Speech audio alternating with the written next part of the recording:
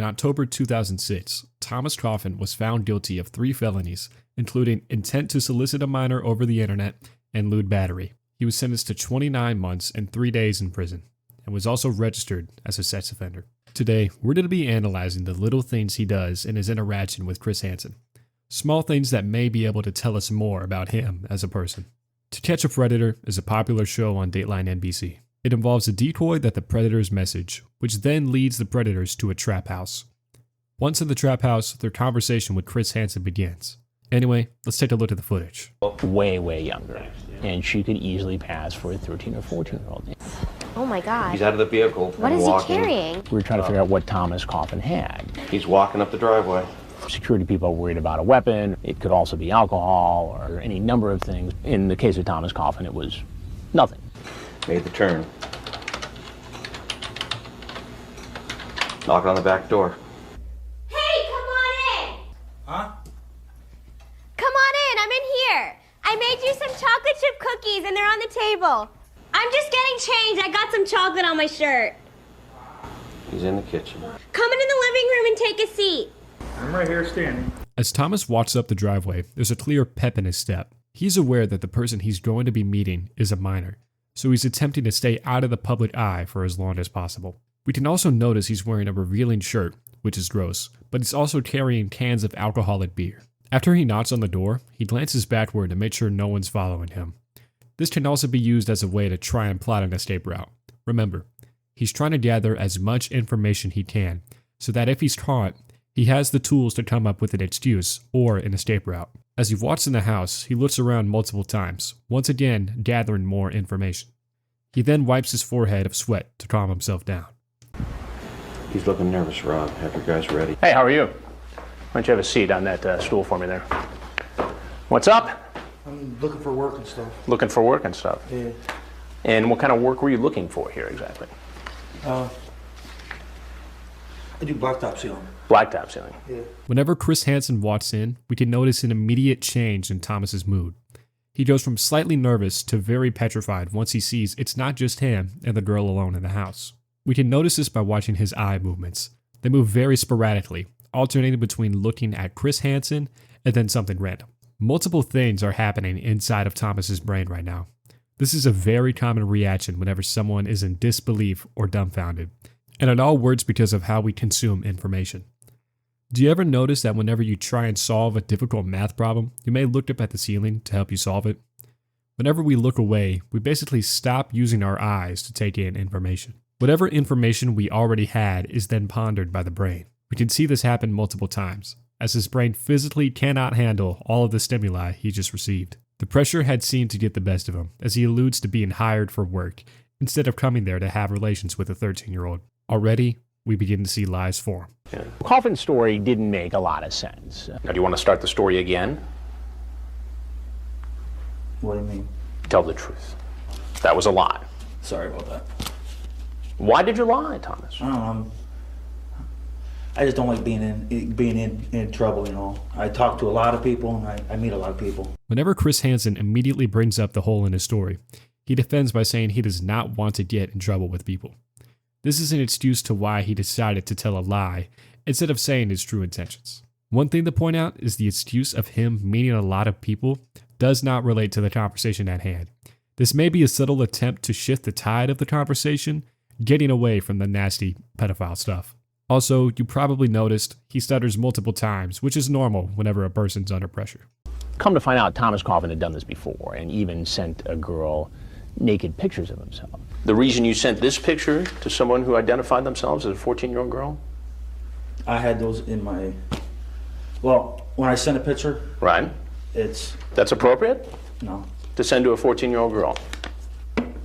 I am into young girls. I like them better than older girls. Younger, you know, like 19, 20. That's what I meant by that. Chris Hansen brings up the fact that he had sent multiple pictures of himself to the decoy and asks for an explanation.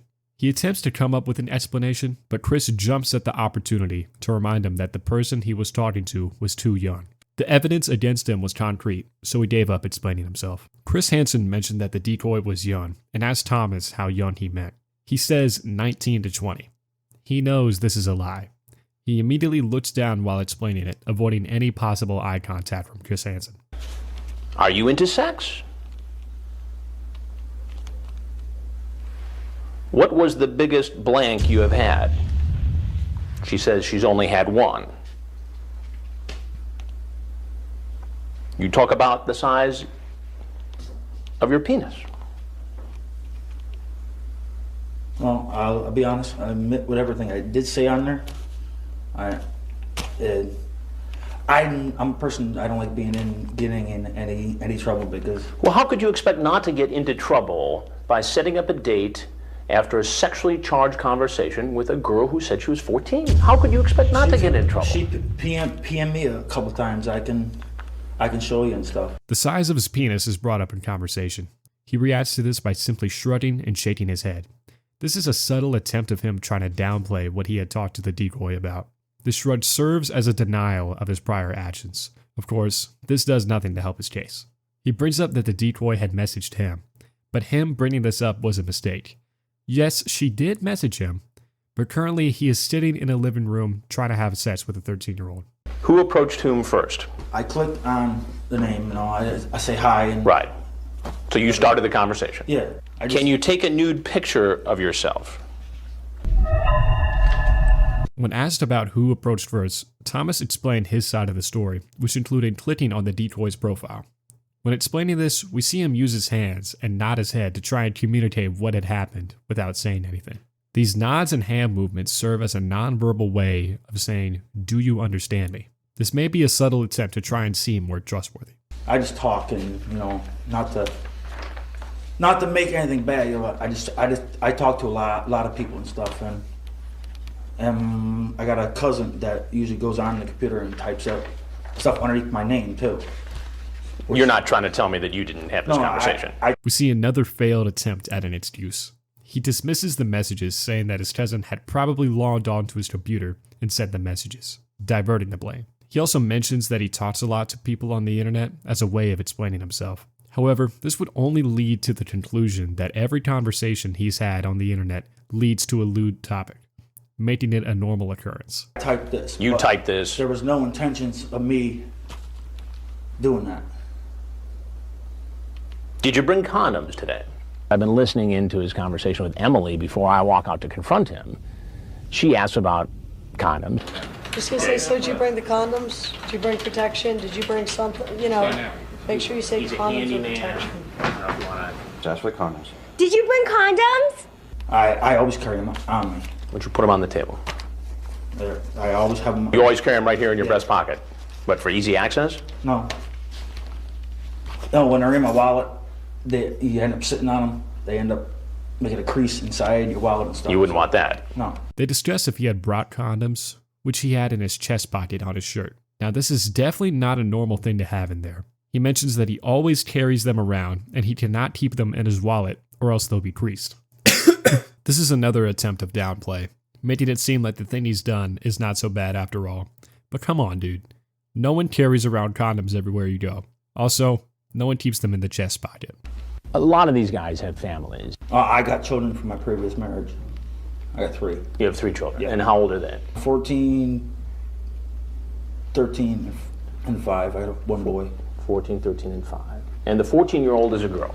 I mean, it's wrong on every level anyway. But then to have a 14-year-old daughter at home, the inevitable question arises, would you be comfortable if your 14-year-old daughter was home alone and a man in his 30s came over to meet her after this kind of a conversation? No, I wouldn't.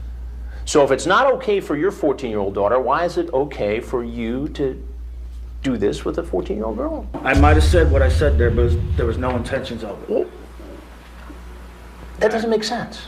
Yes, it doesn't make sense. He had no intentions, yet he's sitting in the 13-year-old's living room. The show is then revealed to him, and he is quickly arrested outside of the house. He was then charged with 3 felonies, which required him to serve at least 29 months in prison. Moral of the story? Don't be a pedophile. If you're not a pedophile, you won't get videos like this made about you. Thanks for watching, and let me know if there's anything specific you'd like for me to cover.